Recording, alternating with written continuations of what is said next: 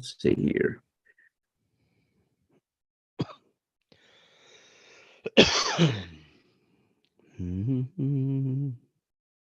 And let's double check here, make sure this thing. Yep, looks like it's up and going. All right.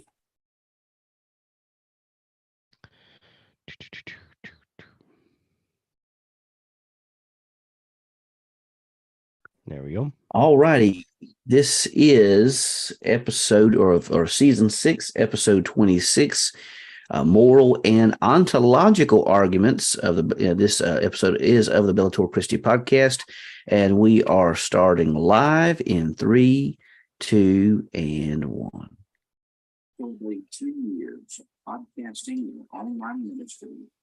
You are listening to the Bellator Christi podcast, where we take Christian truth into the arena of ideas. Now, join your hosts, Dr. Brian Chilton and Curtis Evelo.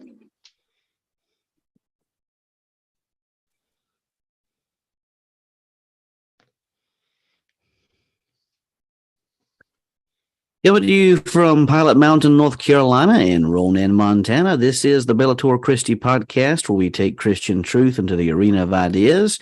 This is yours truly, Brian Chilton, joined by the cowboy apologist, Curtis Evelo. And we have a special podcast coming to you tonight, as we're going to be talking about actually 2 arguments on this episode. We're going to talk about both the moral argument and the ontological argument. And originally, we had planned on giving both arguments their own podcast, their own episode. But as fate would have it, we are actually running down low on the episodes we have remaining in the season. We've got coming up next week, God willing. This makes like the third time we've tried this, second or third time we've tried to get him on the show. We're going to have on with us Dr. TJ Gentry. He's going to talk about a book coming out sometime late spring, early summer called Leaving Calvinism, Finding Grace, something like that, I believe. And so he'll be on with us coming up next week, and that'll be episode 27 of the podcast. Just to let you know, the final edits are in. Everything is set to go for Conversations About Heaven, my own book, second book that I've written, coming out. It looks to be around May 5th of 2023 this year. And so they said about 30 days. I'm still waiting to see the cover. The cover should be released here in the next week or so. And so that'll be on its way a lot quicker than what I had initially had anticipated. So Conversations About Heaven coming out 1st of May, probably around May 5th. So we'll keep you up to date on the very latest about that book. I'm excited about the work, and I hope you'll be blessed by it as well. And so that's coming out also. So a lot of great things still on tap, but we only, believe it or not, have about, I think, 5 episodes left. 5 episodes left of season 6. Where in the world, Curtis, did this season go? It's gone. Yeah. So we've actually got this episode. We've got a couple of more. We've got, of course, the interview with TJ, a couple more in this series. Then we're going to, I think, one on Does God Speak? I'm looking forward to that episode. That'll probably actually be the last episode we cover. We're going to talk about the inner witness of the Holy Spirit, and also about our experiential, the importance of experiential apologetics. That's not given the impact that I think that it deserves. But we're going to talk about the inner witness and then experiential apologetics coming up the week after next.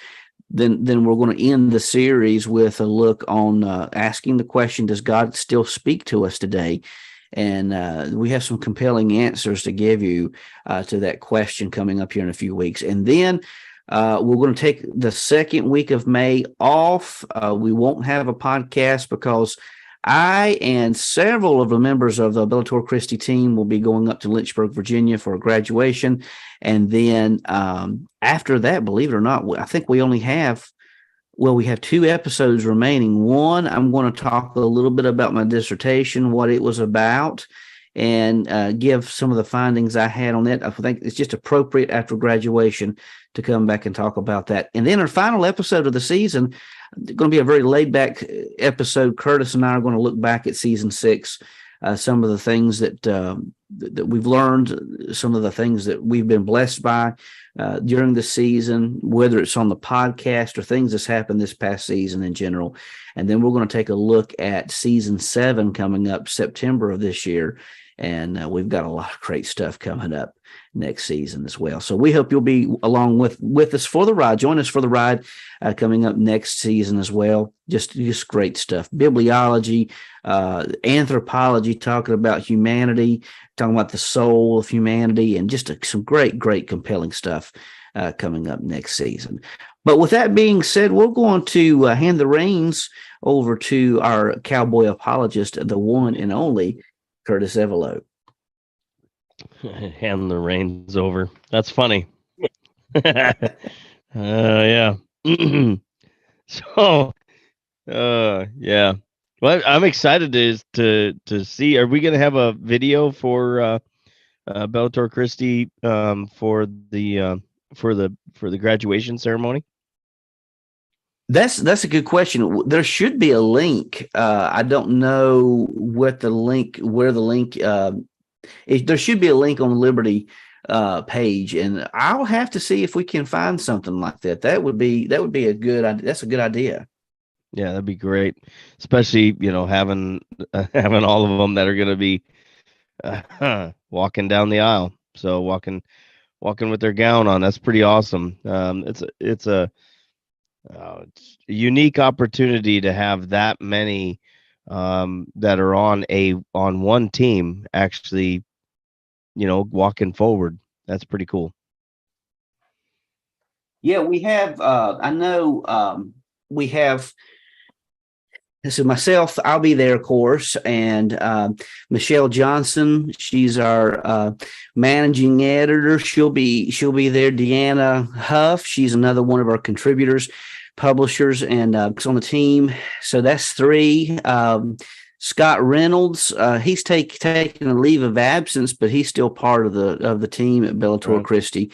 He'll be there as well. And then I know several other people. Scott Highland, he's not on the team, but good friend of ours, Manuel Boglio. He's been on the podcast before. Mm-hmm. He graduated this rotation. He graduated actually before I did. Several others. Mark Ragsdale is one, a good friend of ours. Mm-hmm. He graduated just recently, so that's 7 at least. Yeah. That we know of, and probably several others. In fact, I know someone recently defended their dissertation. Bob Vasindak, he lives in Dallas, Texas, pastors a church there, originally from Chicago. He just finished his, and so that's 8 or 9. So it's going to be a big class. Yeah, that's pretty cool. And they all have ties to this ministry. It's in some sort of way. It's kind of cool. Absolutely. Kind of neat. So anyway, we're jumping into this moral and ontological argument. I'd like to start off with the ontological argument. And so let's give a brief description and go through what the ontological argument is. So the term ontological, of course, we have to use all these fancy Greek terms when we talk about anything to do with theology. And this, as we've already mentioned several times before, the word logos means word, but it can also mean study of. So the logical part that comes from logos. But here the other word is ontos. And ontos means being. So in a sense, ontology is the study of being. Ontological is talking about an argument for God based on his being.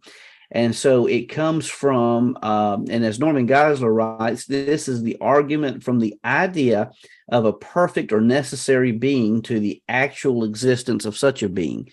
And so this one can be a little more complicated and a little more difficult to understand of all the arguments, but There's some versions of the ontological argument that I find really quite compelling.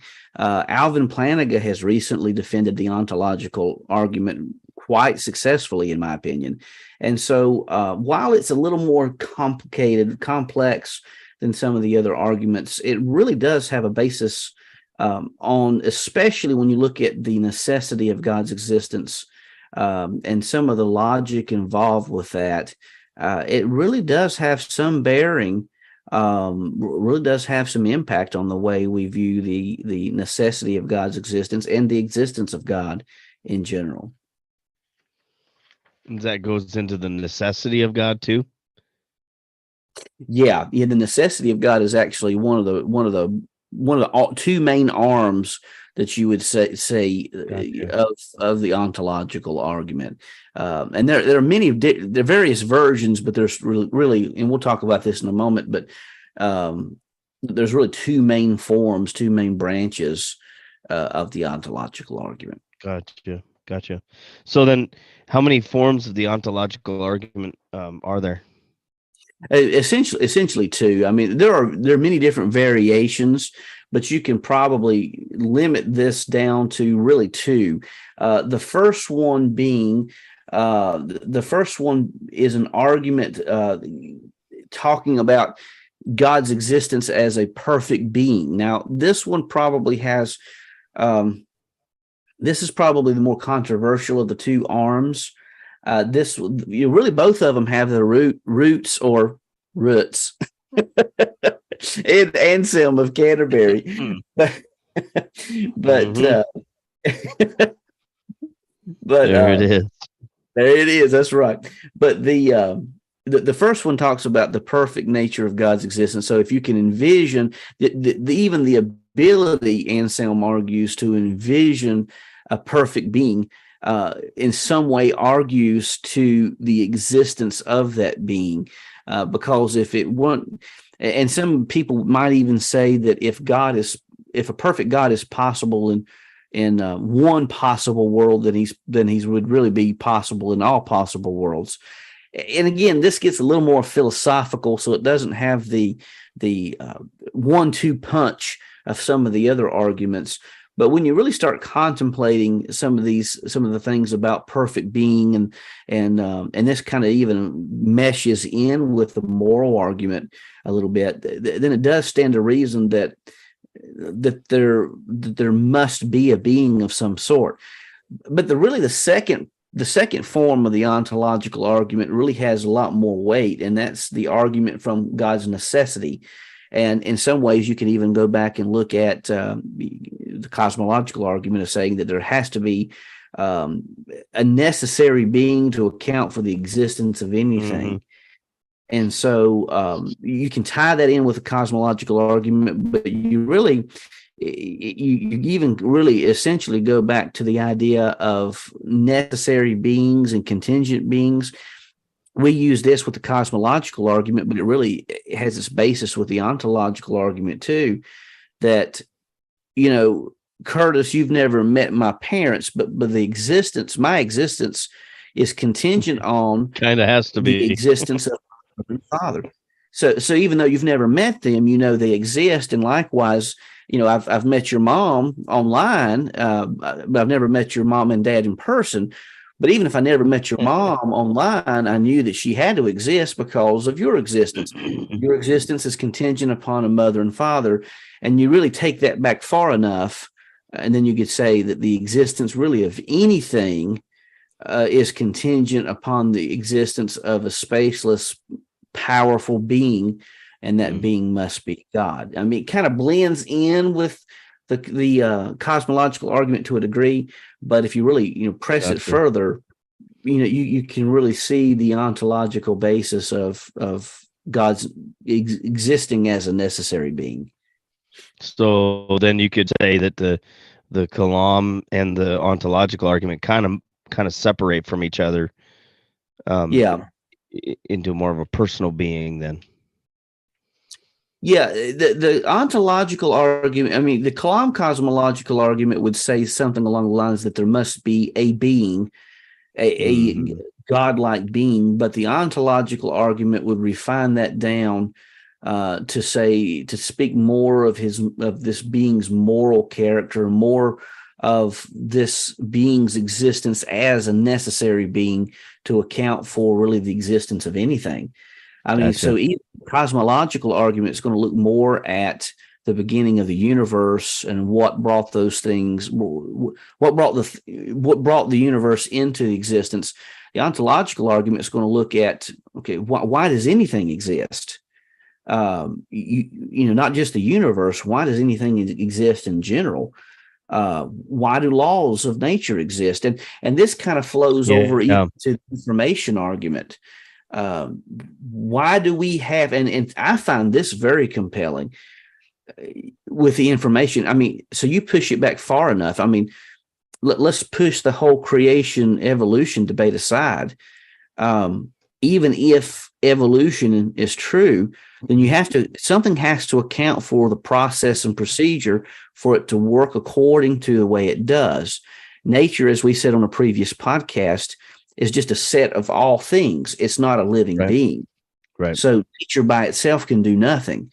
Something has to put the information together. Something has to put the information in place and bring those processes and procedures together. I mean, there's a Super Mario movie out, and I've used this illustration before about Super Mario Brothers.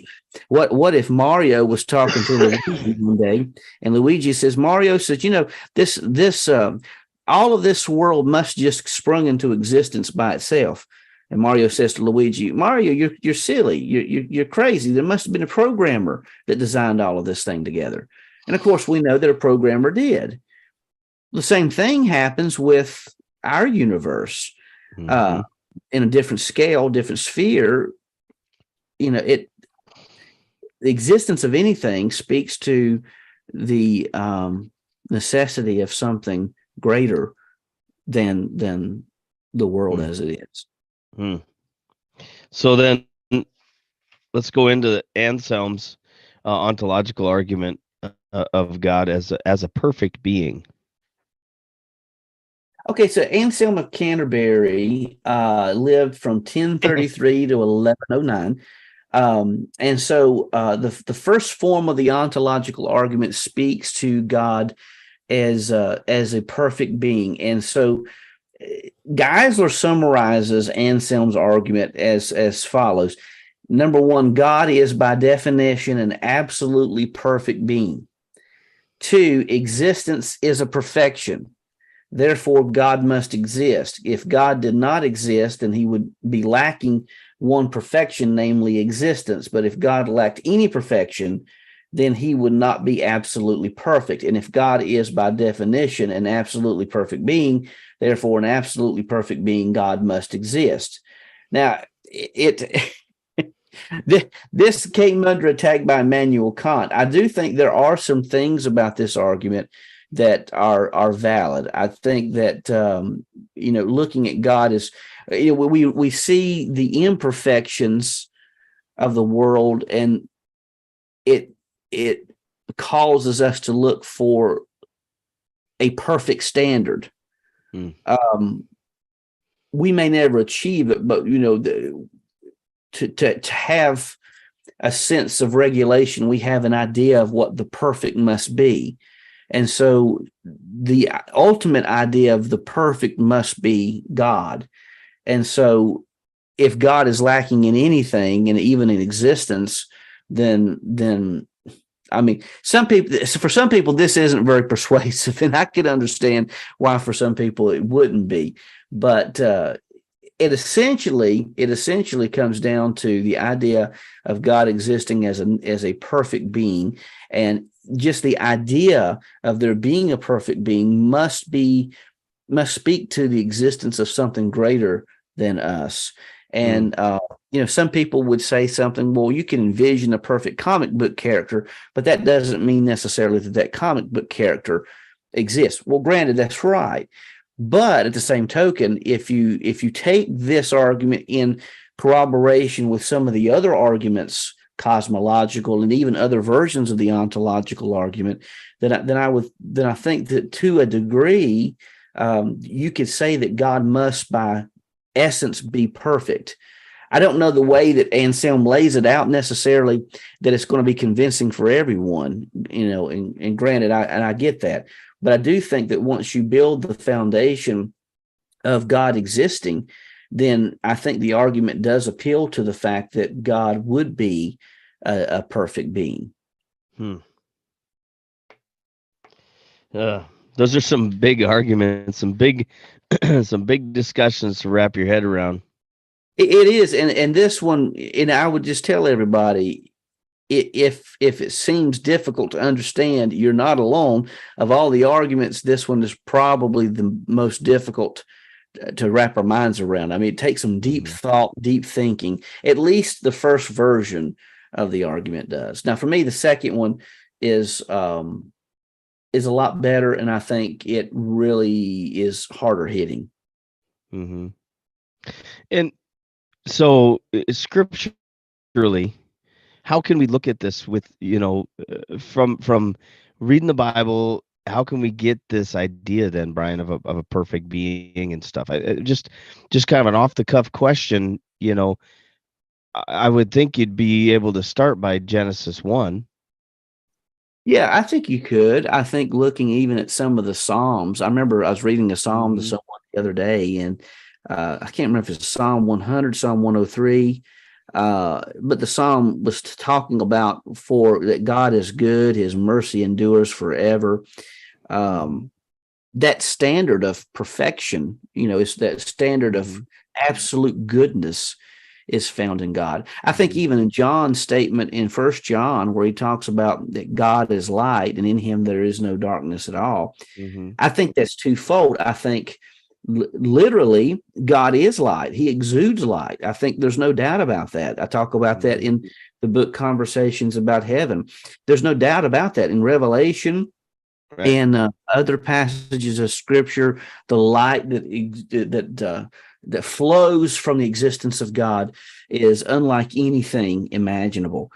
But metaphorically, it's also true. If you look at God, at light being a symbol of goodness, then God is the absolute good, and in him there is no darkness found. There is no evil found whatsoever in God's being. So it really has a literal and a metaphorical sense in that regard as well. James even tells us that all good gifts come from God above. He's a perfect giver.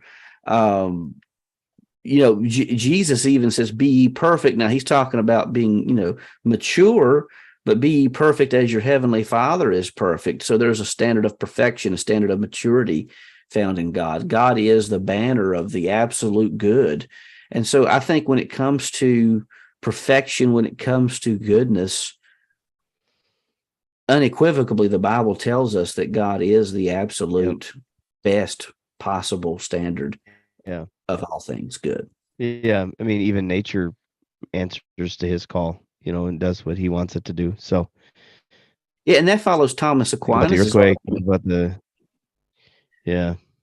and Thomas Aquinas. What was Thomas's?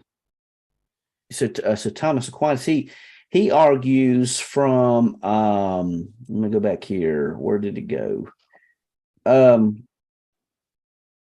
He argued. I'm in the wrong spot.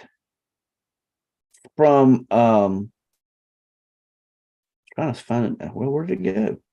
But he had this kind of idea, and it wasn't quite like Anselm's, but it was this idea of perfection, and the degradations of perfection shows that there must be a perfect standard, and that perfect standard would be God. So it's kind of like it. It's a little different, but kind of like it. And, Thomas Aquinas is just an amazing man. He's an absolute genius. I mean, whether you agree with all of his theological points or not, I mean, you can't help but admire the man with the level and depth that he went in his writings. It's just absolutely amazing. Yeah. And at the time period of when he was, on the earth, it wasn't like he could, dictate into a computer and make it happen. It was, Absolutely. So, what is the second form of the ontological argument concerning God's existence as a necessary being?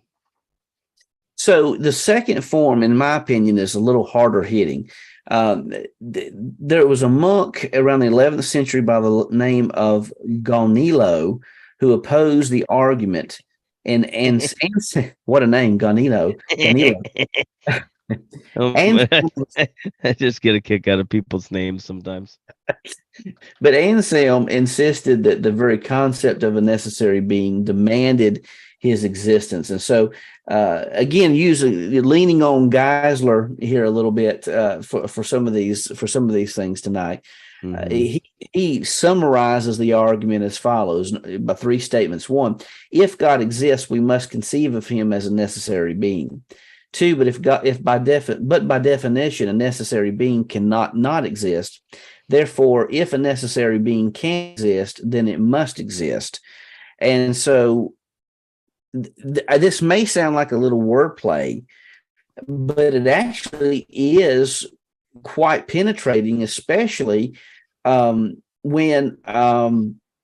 you look at other arguments that's been used, especially with Alvin Plantinga. Alvin Plantinga has defended this argument. We'll get into that in a few moments. But I think that just even going back to the illustration we were used a while ago about parents and children, it just is logically sound to know that certain things are necessary to account for the existence of contingent beings. Contingent meaning those things that rely upon, that can only exist because of something else. This equipment, were you both using computers and microphones, right, and technology? These things, we know logically, these things just didn't spring into existence of its own accord.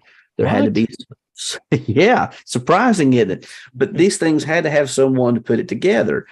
And so it only stands to reason, just as the designers were necessary to account for the existence of these devices, so there must be a necessary being known as God to account for the existence of anything.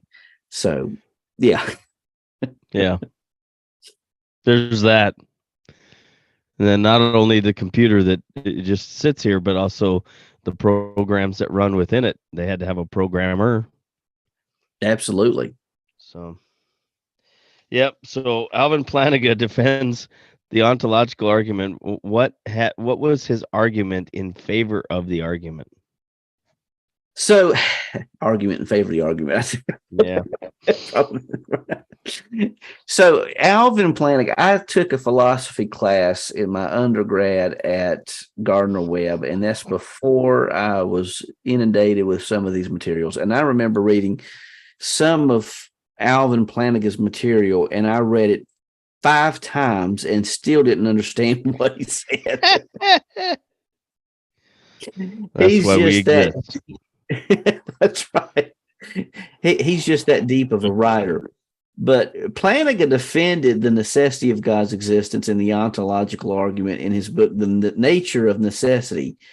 And even William Lane Craig writes that he says, quite to my surprise, Craig became convinced that this was actually a good argument for God's existence, and it was an ontological argument. Before this time, Craig said that he really wasn't a fan of the ontological argument, but when Alvin Plantinga defended it the way he did, then he really began to believe that ontological argument had some merit.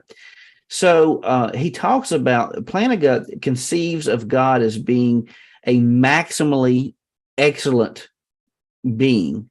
And so Plantinga takes the maximal excellence to include properties as omniscience, omnipotence, moral perfection. A being that has maximal excellence in every possible world would have what Plantinga called greatness in every world.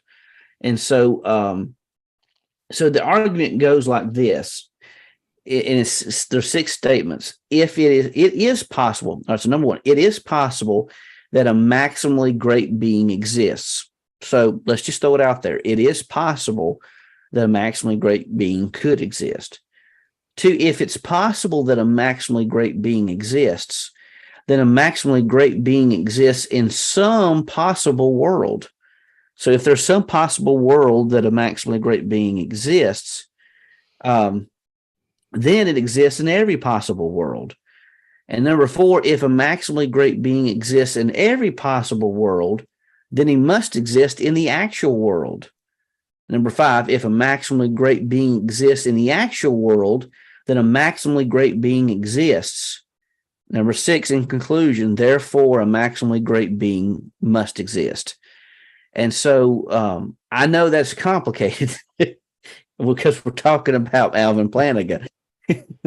But what he's essentially saying that is that if you remove the barriers and say that it is possible for a maximally great being to exist, and say you look at these possible worlds that could exist, if it is possible for this maximally great being to exist in one possible world, then it means he must exist in all possible worlds for such a maximally great being to exist. And if he exists in all possible worlds, then he must exist in the actual before you can say that this maximally great being exists and that maximally great being is God.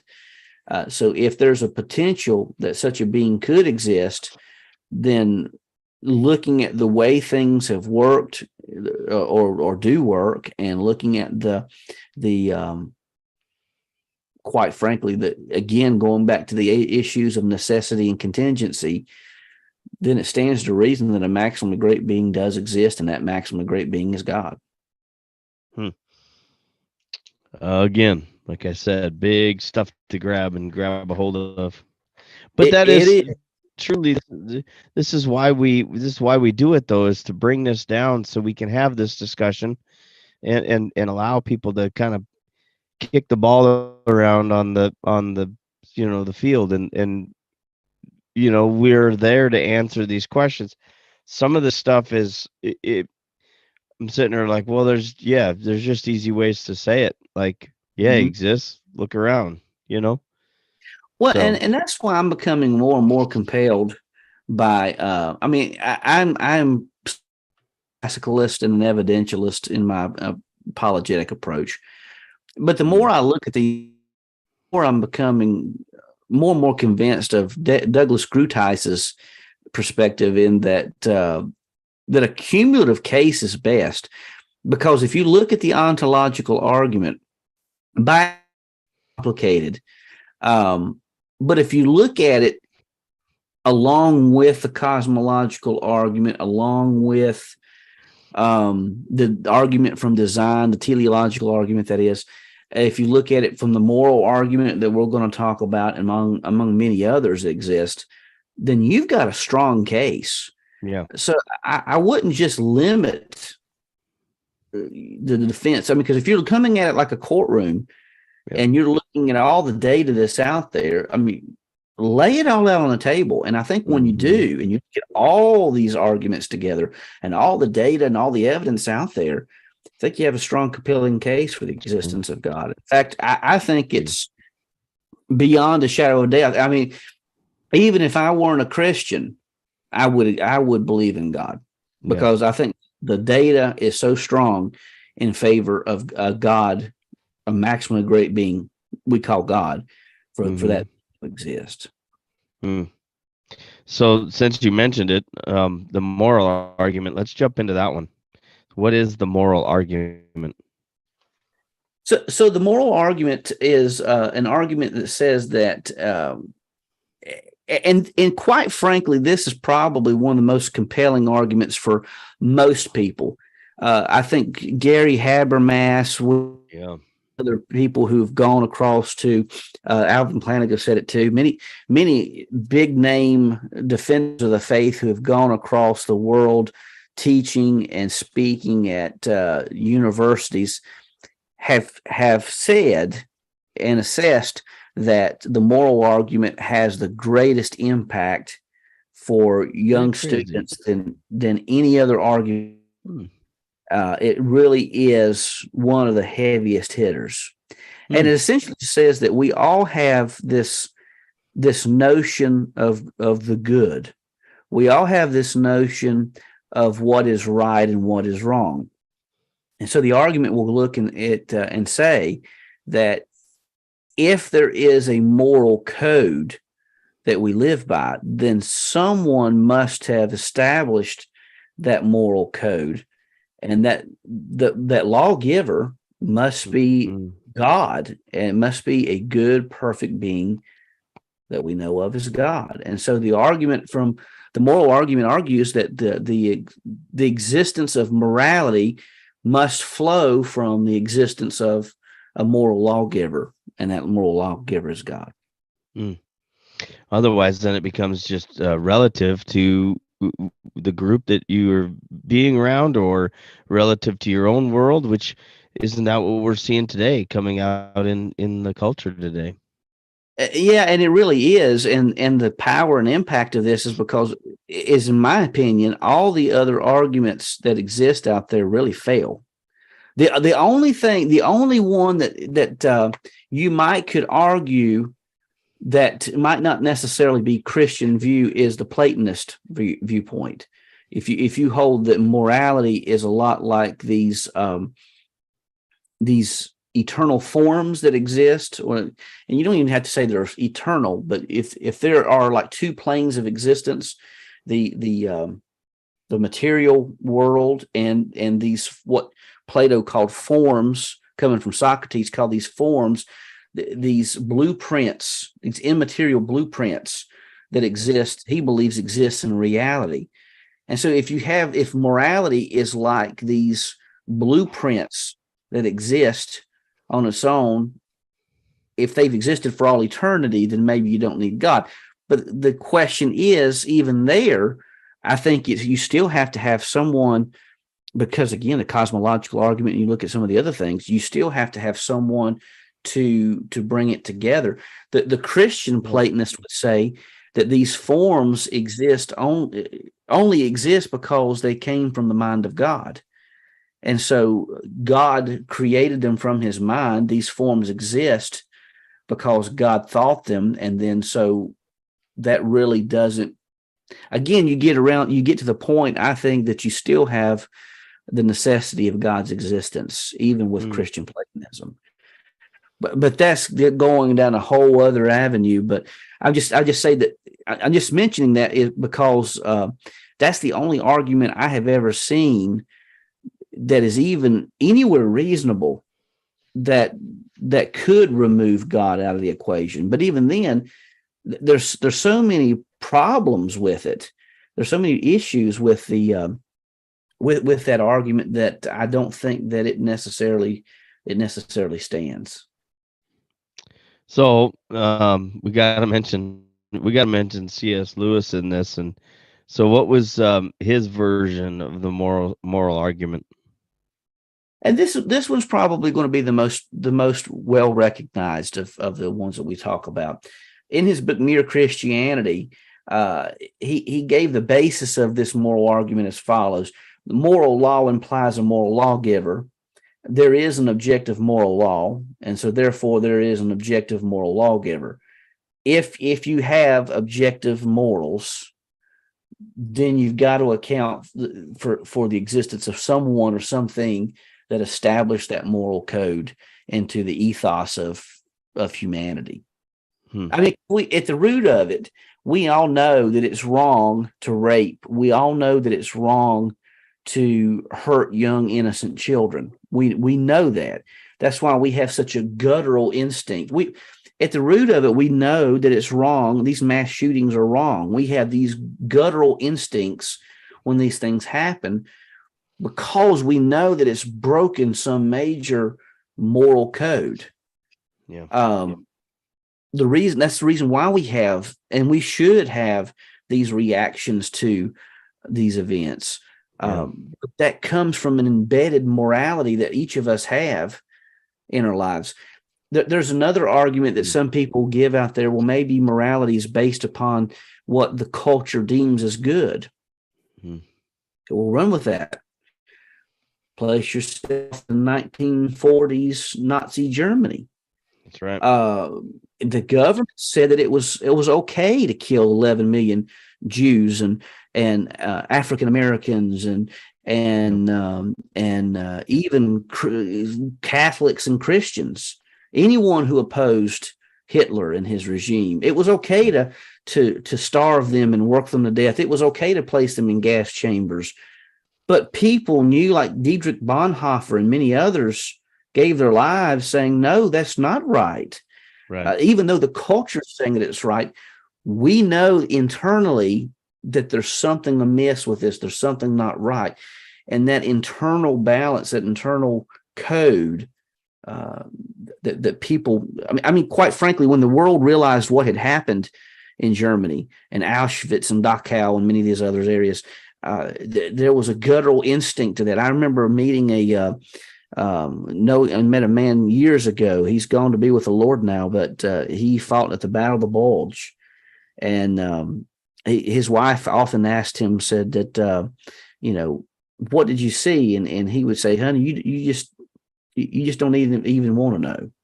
But then later in life, he had Alzheimer's and dementia, and he would talk about bulldozers just pushing thousands of bodies in these mass graves that the Nazis left behind. I mean, it's just unimaginable horrors that happened there. That's far from the only place that's happened.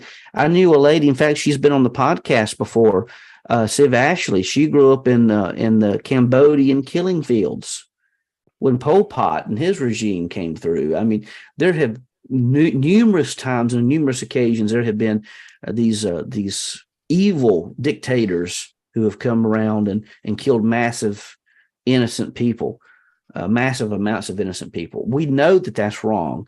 And so that speaks to that inner moral code we have. So Dr. David Baggett has a take on it. What is his take on the moral argument? Well, Dr. Baggett, he doesn't have necessarily, or to my knowledge, and Dr. Baggett, if you're listening to this, you may want to correct me because he's been on the podcast before. But Dr. Baggett uses more, instead of a deductive argument that we have seen, he uses more of an abductive argument, which is kind of more like a cumulative case that he uses, and he says that it doesn't have that. Necessarily the syllogisms that you find with other things, but he does present many good reasons for believing in the moral argument. In fact, he is known for being one of the greatest moral apologists of our day and time, and he speaks to 5 things particularly: the moral goodness, moral obligations, moral knowledge, moral transformation, and moral providence. He even speaks to, I think it's called divine command theory, where God commands it because God is the absolute. He even calls it the Anselmian God. I've borrowed his terminology there. Of the Anselmian God, that God is a maximally great being. And so if God commands something morally, then it must be good because of the moral nature, the good moral nature of God. So he goes through, and this is one of his books, The Morals of the Story. David and Mary Beth Baggett both wrote this. It's a really good book. It's written so that numerous people can read it. In fact, I think they even said jokingly at the first of it, something along the lines that this book isn't for everyone. It's not for dead people, for example, but it's for everyone else, maybe except zombies. So unless you're dead or a zombie, this book is intended for you. He's got a string of comedy there. Yeah. Yeah, that's good. So then, concerning the ontological and moral arguments, what can we learn about God from these arguments? And I think both of these arguments speak, well, one, that the ontological argument speaks to the necessity of God's existence, and I really think, even though it's probably the most complicated of all the apologetic arguments that exist, I grant you that. But I do think if you take the time and you get to learn the ontological argument, I do think there is a powerful punch. It's well worth the time to study it, because I do think you. In fact, I'll be honest. When I was struggling with my faith, I came to, the resurrection was a big thing that solidified my return to the faith. Historical issues were too, but it was actually really. Not only the cosmological argument, but it was a form of this understanding of God existing as a necessary being and being a perfect being that really kind of sealed the deal, among other things. It was one of the big clinchers when I finally took the time to really get to understand this argument and ontologically and the necessity of God's existence. It really became a knockout punch for my doubt. It really knocked my doubt out for the count.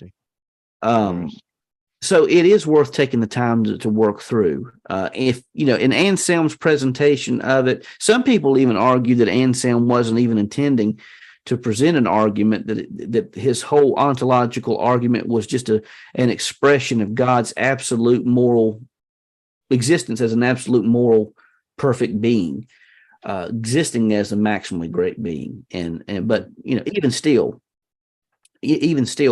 I do think the ontological argument shows us that God exists as a perfectly good, necessary being. I think the moral argument, whereas, the cosmological argument, the design argument, a lot of these other arguments speak to God's power, wisdom, and strength, the moral argument makes it a little more personable. This argument shows that God not only exists as a maximally great being, but God exists as a really good, forgiving being. That God is good. God can be trusted. God is righteous, and God desires what's best for us. Because he's given us this moral code, then God himself must be good himself, the absolute good, in fact. So I think these are some of the things we can learn about God from these arguments. Very much. Yeah. There's a lot of stuff there in this one. It was a short little distance, but a lot of stuff in there. And just encourage the listeners to go back and go back and re-listen and listen where you need to. You can do scrub speed on your podcast or your or even YouTube and check it out and really research this to kind of get a grip on how to argue through some of this, or really, and maybe not even argue, just think about it. Think about how to get through it, Absolutely. So there we have it, folks. Brian and I finished out the ontological argument. We want to thank you for spending time together with us, and we value that time. Our prayers that this podcast helps stretch your mind and becomes a place to strengthen your faith as we strive to create an atmosphere of discussion and as a reliable source of information. Join us next time on the Bellator Christi podcast. Until next time, Brian and I say, soldier on, friends.